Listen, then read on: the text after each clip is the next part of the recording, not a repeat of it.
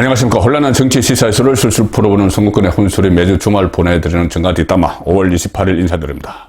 자, 오늘은 한동훈 법무부 장관, 지금은 검사 생활을 마치고 막 장관이 됐지만 이 한동훈 법무부 장관이 앞으로 정치인으로서 길을 갈 것인가, 특히 윤석열 대통령의 후계자, 정치적 후계자가 될 것인가, 그 점을 한번 짚어보겠습니다. 이 부분에 대해서는 너무 시기상조다 이런 말도 있지만 항상 정치권에서는 어떤 일이 벌어질지 모르기 때문에 이 여러 가지 시나리오들이 많이 놔둡니다. 여의도 정가에서 한동훈이 윤석열 대통령의 정치적 후계자가 될 수도 있다, 아니다, 거기에는 너무 많은 한계점이 있다, 이런 말들이 놔두기 때문에 그것을 한번 정리를 해보겠습니다. 지금 윤석열 대통령이 취임하고 나서 가장 획기적인 일은 이른바 도어 스태핑, 그 출근길에 기자들과 문답을 나누는, 간략하게 문답을 나누는 그런 일이죠. 자, 그런데 지난 금요일에 도어 스태핑을 했는데 좀 그전과는 다른 분위기가 좀 연출이 됐습니다. 뭐냐면은 윤석열 대통령이 상당히 좀 목소리도 높고 제스처도 취하면서 적극적으로 설명한 일이 하나 있습니다. 이 법무부 산하에 인사검증을 위한 인사정보관리단을 설치한다, 그런 이 훈령이 발표가 돼서 상당히 논란이 일어났죠. 그동안 고위공직자, 장 차관을 포함한 고위공직자의 인사는 대통령실, 그전에 청와대죠. 청와대의 인사수석실에서 추천을 하고 민정수석실에서 검증을 하고 그 다음에 인사협의체를 거쳐서 대통령이 재가를 하는 그런 절차를 밟았는데 지금 민정수석실을 없앴죠. 자, 그러면은 인사 검증은 어디 찰 것이냐, 이것이 쟁점이었는데 그것을 법무부 산하에 별도 기구를 둬서 한다, 이렇게 되니 특히 야당을 중심으로 또 법무부 장관이 한동훈인 만큼 한동훈 소통령, 이런 이야기가 다시 나오기 시작했습니다. 왕장관, 이런 얘기가 나왔죠. 자, 이 상황에서 윤석열 대통령이 도어 스태핑에서 이례적으로 아주 작심한 듯 발언을 했습니다. 이런 이야기를 했죠. 대통령 비서실에서 정책을 해야지 어떤 사람에 대한 비위나 정보 캐는 것은 맞지 않다. 대통령 비서실, 그러니까 만약에 그래서 민정수석실을 없앤 거라는데 대통령 비서실에서 인사 검증을 하게 되면은 한 특정인에 대해서 그 사람에 대한 여러 가지 정보를 수집을 해야 되는 것이죠. 그래서 비위 사실이 있는 거나 이런 것을 캐야 됩니다.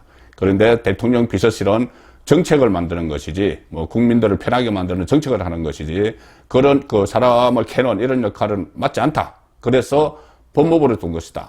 그러면서 미국의 사례를 따른 것이다. 미국도 그렇게 한다, 이렇게 이야기를 했죠. 미국은 인사검증을 FBI에서 합니다. FBI, 연방수사국. 그런데 연방수사국은 결국 법무부 산하에 있죠. 그래서 미국도 법무부에서 1차 인사검증을 합니다.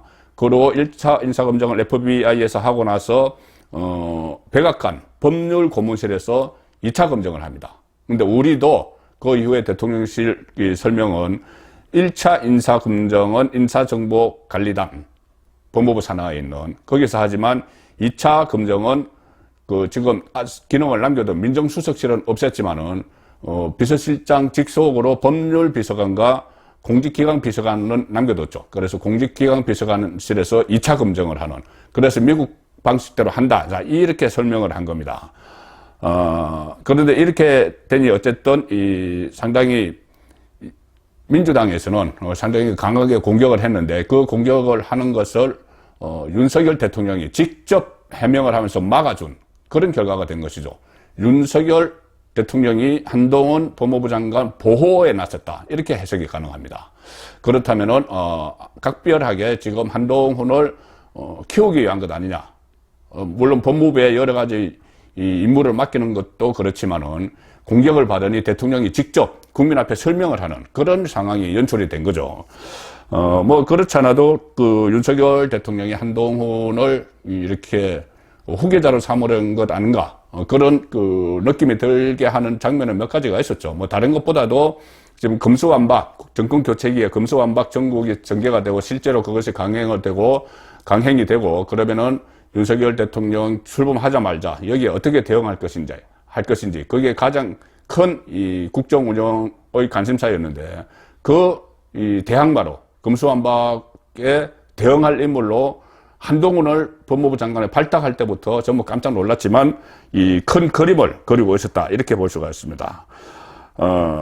그리고 또 이 인사청문회 과정에서 사실상 지금 민주당에서는 한덕수 국무총리 후보자와 그때 당시의 후보자 한동훈 법무부 장관 후보자의 맞교환을 시도를 했죠. 그러니까는 워낙 한동훈이 껄끄러우니까 야당 입장에서 한동훈을 법무부 장관에서 낙마시키면 한덕수 인준을 해주겠다. 국무총리 인준을 해주겠다. 국무총리는 투표를 해야 되니까. 자, 그렇게 이 거래를 시도를 했습니다. 시도를 했는데 그때 윤석열 대통령이 이런 지화에 거절을 했죠. 사실상 거절을 했습니다. 우리는 국무총리 없이도 갈 수 있다. 이런 이야기를 했습니다. 그래서 국무총리 대신 이 뭐 부총리 추경호 경제부총리가 어차피 거기는 임명을 하니까 거기서 국무위원 임명제척권을 행사를 하고 하면은 국무총리 없어도 갈 수 있다. 이렇게 할 정도로 한동훈을 내놓지 않겠다는 그런 강한 의지가 있었죠. 자, 그래서 이런 것도 결국 한동훈을 키우기 위한 것 아니냐, 한동훈 지키기 아니냐. 자, 이런 분석이 나왔었고, 결국 그 금요일 날 인사정보관리단 신설 배경을 직접 설명을 하면서 또 한동훈 지키기에 나섰다. 자, 이렇게 윤석열 대통령이 한동훈을 키우기 위해서 정치적으로 몸짓을 키워주는 그런 노력들을 그런 시도들을 하고 있는데, 자, 한동훈 본인이 중요하겠죠. 근데 한동훈 본인도 지금 상당히 광폭 행보를 벌이고 있습니다. 법무부 장관 맞자마자. 일단 두 가지로 나눌 수가 있는데, 하나는 이 검찰과 관련된 사안, 하나는 검찰과 관련되지 않은 사안. 자, 검찰과 관련된 사안은 검수완박에 따라서 지금 속전속결로 일들을 처리를 하고 있죠. 검찰 간부 인사들을 대대적으로 교체를 했습니다. 추미애 사단 다 자천시키고 과거 윤석열 사단이 요직에 포진을 했죠. 그래서 검수유예 법안, 이 법이 4개월 동안 유예됐는데 그 기간에 그 전에 하지 못한 수사들, 뭐 문재인 정권 주변이나 이재명 전 후보 주변의 수사를 대대적으로 벌리는 것, 이것도 이미 시작을 했습니다. 그리고 검수완박을 헌재에서 쟁소를 하기 위해서 대형 TF를 지금 또 만들었습니다. 또 뭐 금융범죄 합동수사단을 부활을 했다든지 범죄 정보 기능을 또 되살리고 각 직업마다 특화된 분야를 지정을 하고 이 형사 소송 절차를 상당히 그 전으로 되돌리는 이런 시도들을 상당히 빠르게 하고 있습니다. 자, 이렇게만 하면은 그러면 한동훈 법무부 장관은 이 검찰을 복원하기 위해서 이렇게 임명을 한 것이냐, 뭐 이렇게 비판을 들을 수 있죠. 자, 그런데 그렇지 않죠. 다른 분야에서도 어떻게 보면은 이 국정에 큰 폭으로 관여를 하는 그런 모습을 보이고 있습니다. 국정이라는 것이 국무위원으로서 또 장관으로서의 역할을 말씀드리는 것입니다. 가장 최근에 이런 언론 보도가 하나 있었습니다. 한동훈의 픽처, 한동훈의 큰 그림, 이거다 해서 놓은 게 있죠. 뭐냐면은 이민청을 신설하겠다는 구상입니다. 한동훈의 구상입니다. 이민청을 법무부 외청으로 신설을 하겠다는 그 구상을 밝혀왔죠. 한동훈이. 그래서 이 우수 인재들을 한국에, 해외의 우수한 자원들을 한국에 유치하는 그런 외국인 정책을 추진을 하는 일을 이민청에 맡기고, 또 하나 이것이 빅픽처라고까지 이야기하는 것은 우리나라 인구 문제와 관련이 있습니다. 지금 한국의 인구 절벽이 계속 심화되고 있는데 거기에 대비한 정책으로 이민청을 신설해서 이민을 장려를 하고 동조를 하고 또 한국에 미리 있는 불법 체류자들을 또 받아들이는, 공식으로 받아들이는 이런 업무를 처리할 이민청을 신설한다. 이것은 지금까지 뭐 조금씩 논의는 있었지만은 그것을 구체화시켜서 법무부 외청으로 신설하겠다 이렇게 한 것은 처음이죠. 그렇기 때문에 이 이민청 시설 이런 것을 놓고 한동훈 법무부 장관의 어떤 역할 그리고 이 능력 이런 것도 지금 시험대에 오르고 있습니다. 이것도 상당히 주목을 받고 있는 부분이죠. 자, 어쨌든 이렇게 하다 보니 이 한동훈에게는 팬덤이 생겼습니다. 정치인에게 가장 중요한 건 지지층이죠. 확고한 지지층, 이 팬덤이 있어야 됩니다. 팬덤이 쌓이면 쌓일수록 정권, 대권에도 가까워질 수 있는 그런 상황인 거죠. 일단 한동훈은 여러 가지 상황에서 지금 일단 빛을 발했다 이렇게 볼 수 있습니다. 뭐 일부 민주당 쪽에서는 이것이 언론이 너무 가대평가하는 것 아니냐 이런 이야기도 나오지만 실제로 언론이 가대평가한다기보다 국민이 느끼는 겁니다. 이 TV로 생중계되는 저번에 인사청문회 그때 그 민주당 의원들 김남국, 최강욱 그 엉뚱한 말 하다가 완전히 그 한동훈에게 제압을 당했죠. 그리고 또 예결위에서도 고민정 의원이 또 그런 그 한동훈과 입씨름을 벌였지만 일방적으로 국민의 판단입니다. 일방적으로 한동훈이 압도하는 그런 장면이 연출됐고 그 예결위 조회수가 그 동영상 영상의 조회수가 300만 회 가까이 기록이 되고 있습니다. 국민들의 엄청난 관심을 보이는 것이죠. 고민정 때문에 그걸 보는 게 아니죠. 한동훈 때문에 본 겁니다. 인사청문회 이것도 영상 조회수가 335만에 이루고 있습니다. 이것도 김남국, 최강욱 때문에 본 게 아니죠. 한동훈 때문에 본 겁니다. 또 하나 있는데 법무부 장관 취임식이 아마 사상 최초일 겁니다. 종편들에 의해서 생중계가 됐죠. 장관 취임식이 생중계됐습니다. 그때 조회수가 153만 그 영상이 장관 취임식 영상이. 그러니 이 뭐 국회에서 예결위 또 인사청문회 취임식 생중계하면 이 누적 조회수가 1000만에 가까운 이것은 지금 인기 있는 정치인에게서도 보기 어려운 그런 현상이죠. 자, 이렇게 팬덤이 형성되고 있는 상황이고, 또 이 언변, 그러니까 이 말솜씨가 또 회자가 되고 있습니다. 무슨 조국 수사를 안 했으면은 나는 꽃길을 갔을 것이다. 나에게 사냥개 역할을 원했으면은 나를 쓰지 말았어야 된다. 이런 이야기 하는 것이나 아니면 금수완박에 대해서 야반도주다. 5년 동안 도대체 무슨 일을 저지르고 야반도주를 하느냐. 검찰 수사권 묶어놓고. 자, 이런 식의 표현이 상당히 이 정무적 감각이 있다. 그리고, 유권자인 국민에게 쏙쏙 먹혀드는. 자, 그런 그 능력을 발휘를 하고 있기 때문에 정치인 자질이 있다는 평가까지 지금 나옵니다. 아시겠지만 많이 보도가 됐지만 어떤 헤어스타일이나 옷, 가방, 넥타이 여기도 많은 관심을 갖는 그런 이 SNS 글들이 막 넘쳐나고 이런 것도 이 정치인으로서는 상당히 플러스적인 요인이 되는 그런 부분이죠. 이렇게 되니 언론에서도 폭발적인 관심을 갖고 있습니다. 언론 보도 양이 상당히 많아졌는데 심지어 며칠 전에 민언연이라는 그 민주언론 시민연대인가 있죠. 항상 이 종편에 대해서 여러 가지 이런저런 시비를 거는 민언연에서 조사를 했는데 5월 16일에서 5월 20일 사이에 종편 4사 이 평일 오후 시사 프로그램 방송 시간을 분석을 했습니다. 그런데 전체 방송 시간의 3분의 1 가까이가 한동훈 관련이었다. 이것은 이제 민언연에서 한동훈을 왜 이렇게 띄우느냐. 이것을 시비를 걸기 위해서 하는 거죠. 그때 그 현안들이 한미 정상회담도 있고 5.18 기념식도 있고 한독수 총리 인준 이런 이슈들이 있는데 이것보다 한동훈이 거의 전 방송의 3분의 1을 차지했다. 한동훈 너무 과다하게 띄우는 것 아니냐. 이 지적을 민원연이 하기 위해서 통계를 냈는데 이것은 그만큼 시청률이 넣으니까 하는 것이죠. 방송사 입장에서는 시청률이 넣으니까 그렇게 편성을 하는 겁니다. 시청률이 그렇게 나온다는 건 한동훈에 대한 국민의 관심이 높다는 이야기죠. 자, 이런 상황에서 한동훈이 이 팬덤이 형성이 되고 또 특히 윤석열 대통령이 적극적으로 뒤를 밀어주고 하는 상황입니다. 그러면 한동훈은 정치를 할 수 있을 것인가? 그리고 나아가서 이 윤석열의 후계자가 될 수 있을 것인가? 후계자가 된다는 건 대권 이야기죠. 자, 그런데 그것을 지금 너무 단정하기는 어렵겠죠. 그렇지만 양쪽 가능성은 짚어볼 수가 있습니다. 일반적으로 지금까지의 사례를 좀 보고 또 한동훈의 개인기, 윤석열의 힘 이런 것을 종합을 하면 어느 정도 사례로는 짚어볼 수 있는데 앞길을 짚어볼 수 있는데 지금 여의도 정가에서는 한동훈이 윤석열의 정치 후계자 수업을 받고 있다 이런 이야기까지 나옵니다.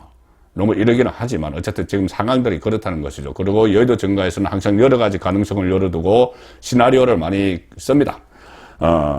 그리고 이미 지금 한동훈은 장관은 정무직이죠. 국무위원이기도 하고 정무직이기 때문에 넓은 의미에서는 이미 한동훈은 정치인이 되어 있습니다.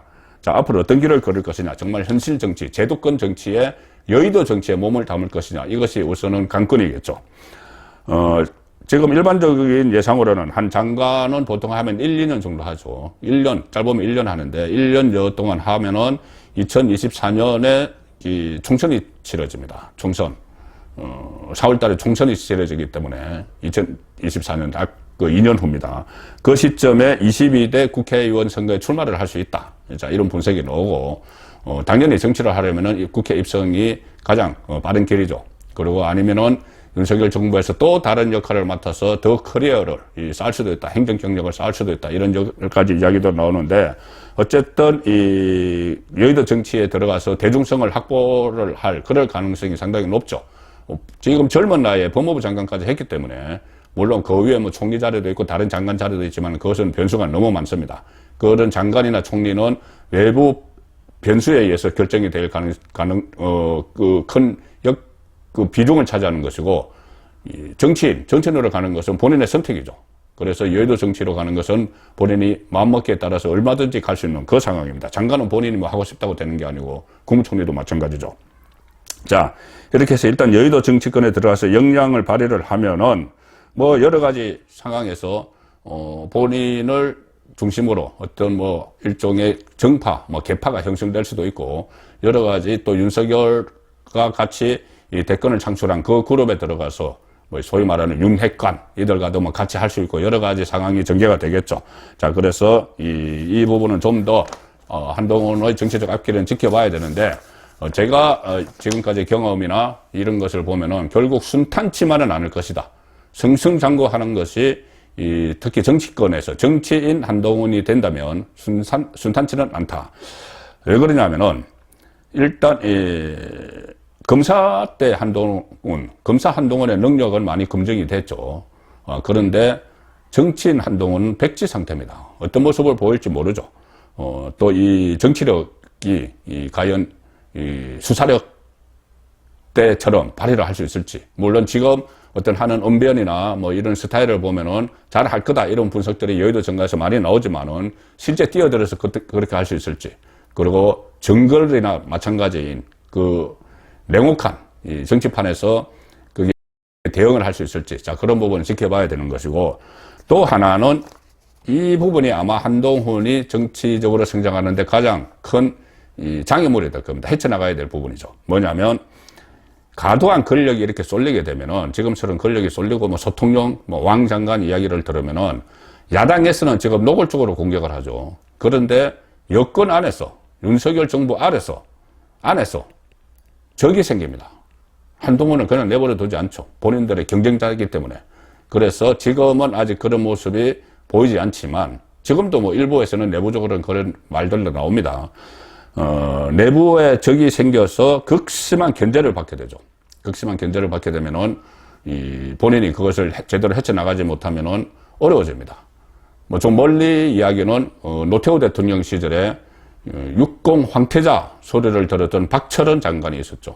그런데 박철원 장관 결국은 뭐 여러 가지 논란에 휩싸여서 대권에 가지 못했습니다. 뭐 가까이는 가령 뭐 문재인 정부 초기에 비서실장을 했던 임종석, 여기도 상당히 권한이 컸는데, 그때 벌써 여당 대표가 된, 야당에서 여당 대표가 된 추미애 민주당 대표와 인사 문제를 놓고 충돌을 빚고 서로 견제를 하고 추미애 장관이 견제를 하는 그런 일이 있었죠. 자, 어쨌든 이 여권 안에서, 권력 안에서 이렇게 부각이 되면은 상당히 심한 견제를 받습니다. 내부에서, 이너서클 안에서. 그래서 여러 가지 충돌, 과거에 뭐 이명박 정부 시절에 박영준, 정두원 충돌이나 뭐 여러 가지 그런 사람들이 많이 있습니다. 핵심 실세들끼리 경쟁을 벌이는. 자, 그것을 한동훈이 뛰어넘을 수 있을 것인가? 그것이 가장 큰 관점이고, 이것보다 더 중요한 마지막입니다. 마지막으로 중요한 건 윤석열 정부가 성공하느냐의 여부죠. 윤석열 대통령이 국정을 잘 이끌어서 민심을 얻느냐. 만약에 민심을 얻게 되면은 한동훈은 승승장구 할 수 있지만, 밀어주니까, 현직 대통령이. 그런데 이 국정 운영을 잘 못해서 지지율이 떨어지고 이 민심을 확보하지 못하면은 한동훈을 키울 힘이 없어지죠. 한동훈을 키울 힘이 없어집니다. 거기다가 윤석열 대통령이 만약에 대통령으로서 성공하지 못하면, 검찰 출신은 안 되겠다. 이런 얘기가 당장 나오겠죠. 검찰에서만 계속 근무해온 사람들은 어렵다. 한동훈도 지금 법무부 장관 되기 전까지는 뭐 검찰 일밖에 하지 않았죠. 자, 그래서 반대로 이제 윤석열 대통령이 민심을 확실히 얻을 정도로 국정 운영을 잘 하면은 한동훈도 승승장구를 하는데, 핵심은 한동훈은 이렇게 되면은 자기 앞날을 위해서라도 윤석열 정부의 성공에 총력을 쏟아야 하는 그런 상황이 되는 거죠. 지금도 그 상황입니다. 그래서 결국 한마디로 말씀드리면은 한동훈이 윤석열 대통령의 정치적 후계자가 될까? 그것은 윤석열 정부의 성공 여부에 달려있다. 그렇게 말씀드리겠습니다. 정가 뒷담화였습니다.